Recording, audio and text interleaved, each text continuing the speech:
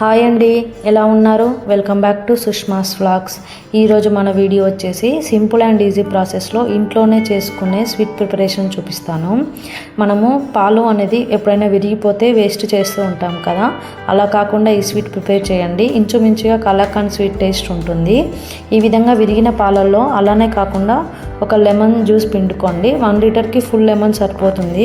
ఈ విధంగా lemon juice పిండుకున్న తర్వాత మరొక 10 నుంచి 15 నిమిషాల వరకు మగ్గించుకోండి.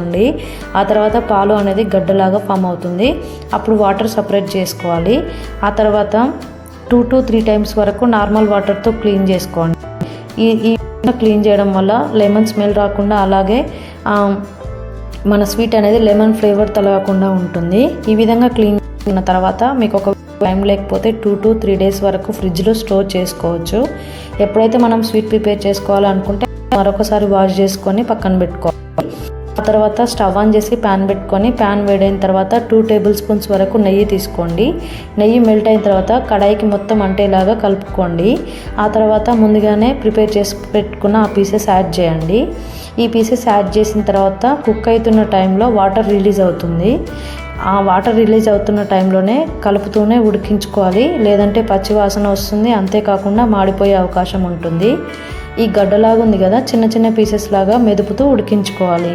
అలా అయితే ఈవెన్గా ఉడికిపోతుంది, అస్సలు మాడిపోదు. ఈ విధంగా వాటర్ మొత్తం ఇంకిపోయేంత వరకు ఉడికించుకోండి. ఆ తర్వాత మీకు స్వీట్లో బెల్లం అయినా యూజ్ చేయొచ్చు, లేదా షుగర్ అయినా యూజ్ చేయొచ్చు. నేనైతే ఇక్కడ షుగర్ యూజ్ చేస్తున్నా.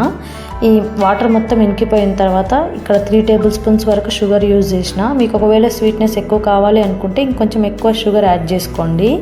ఈ విధంగా షుగర్ యాడ్ చేసిన తర్వాత కూడా మెల్ట్ అవుతున్న టైంలో వాటర్ అనేది రిలీజ్ అవుతుంది.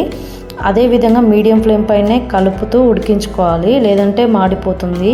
అంతేకాకుండా ఈ షుగర్ సిరప్ అనేది పీసెస్ మొత్తానికి ఈవెన్గా పట్టేలాగా కలుపుతూ ఉడికించుకోండి. వాటర్ మొత్తం ఇంకిపోయేంత వరకు ఉడికించుకుంటే సరిపోతుంది, లేదంటే మాడిపోయి గట్టిగా అవుతుందండి. వాటర్ ఇంకిపోయేంత వరకు కలుపుతూనే ఉడికించుకుంటే సింపుల్ అండ్ ప్రాసెస్లో స్వీట్ అయిపోతుంది. అలా అయినా తినొచ్చు, లేదా మీకు ఏమైనా ఇంట్రెస్ట్ ఉంటే డెకరేషన్ చేసుకోవచ్చు ఒక ప్లేట్లోకి తీసుకొని. అంతే అండి, సింపుల్ అండ్ ఈజీ ప్రాసెస్లో అయిపోతుంది. ఎప్పుడైనా సరే పాలు విరిగిపోతే వేస్ట్ చేయకండి. ఖచ్చితంగా ట్రై చేయండి. ట్రై చేసిన తర్వాత మీకు ఎలా వచ్చిందో కామెంట్ బాక్స్లో కామెంట్ చేయండి. Thank you for watching. Bye bye.